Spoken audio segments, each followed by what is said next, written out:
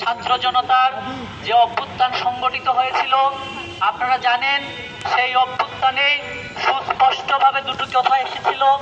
একটা হলো ফ্যাসিবাদী ব্যবস্থার বিলুপ এবং একটা গণতান্ত্রিক বৈষম্যহীন বাংলাদেশের কথা এসেছিল।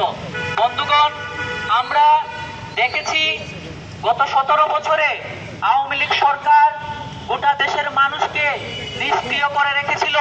মানুষের মধ্যে একটা ভয় যে কোনোভাবে এই সরকারের পতন হবে না, এই রকম করে একটা ভয় সেদিন সে তৈরি করেছিল। যে কোনো ধরনের ভাষা, যে কোনো ধরনের আন্দোলনকে সে দমন করত।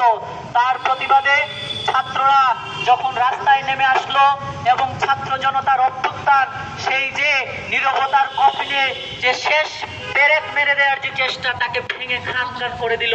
বাংলাদেশের মানুষের তার যে গণতন্ত্রের আকাঙ্ক্ষা, মুক্তির আকাঙ্ক্ষা, সেই আকাঙ্ক্ষা জাগ্রত হলো।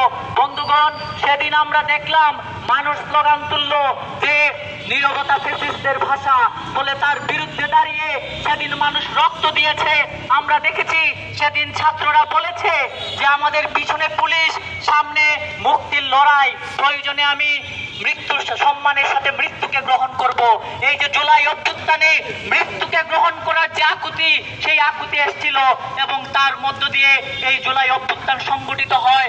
বন্ধুগণ, আমরা দেখছি গত 8 তারিখে জুলাই অভ্যুত্থানের পরে যে সরকার গঠিত হয়েছিল, তাদের কাজ ছিল জুলাই অভ্যুত্থানে যে হত্যাকাণ্ড তার বিচার এবং বাংলাদেশে যে মিনিমাম সংস্কার, গণতান্ত্রিক সংস্কার, সেটা করে একটা নির্বাচিত প্রতিনিধির হাতে ক্ষমতা হস্তান্তর। কিন্তু আমরা দেখেছি এই সরকার তার এই 3 ম্যান্ডেট ভুলে গিয়ে নানা ধরনের কর্মকাণ্ড করে সে আমাদের শ্রমিকদের উপর গুলি চালিয়েছে, শ্রমিকদের হত্যা করেছে, মব সৃষ্টি করেছে।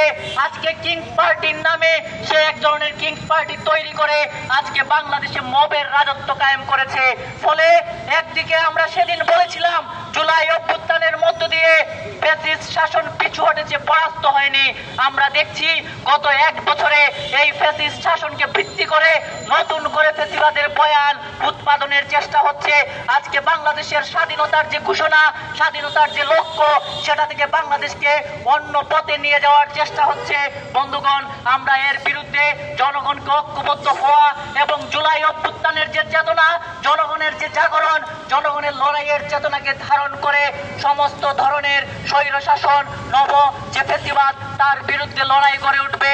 আজকের এই বর্ষপূর্তির অনুষ্ঠানে, বর্ষপূর্তির এই যে সমাবেশ, এটা শুধু আমাদের কাছে আনন্দ নয়, একটা সংগ্রামের শপথ নেয়ার দিন। বলে এই শপথে আপনারা বাংলাদেশের জনগণ ঐক্যবদ্ধ হবেন সেই আশাবাদ ব্যক্ত করে এবং একটি বৈষম্যহীন গণতান্ত্রিক ফ্যাসিবাদ মুক্ত বাংলাদেশ কায়েমের লক্ষ্যে আমরা সেই লড়াই চালিয়ে যাব, এই আশাবাদ ব্যক্ত করে বাম গণতান্ত্রিক জোট এবং বাসদ মার্ক্সবাদীর পক্ষ থেকে আমি আমার বক্তব্য শেষ করছি। সবাইকে ধন্যবাদ।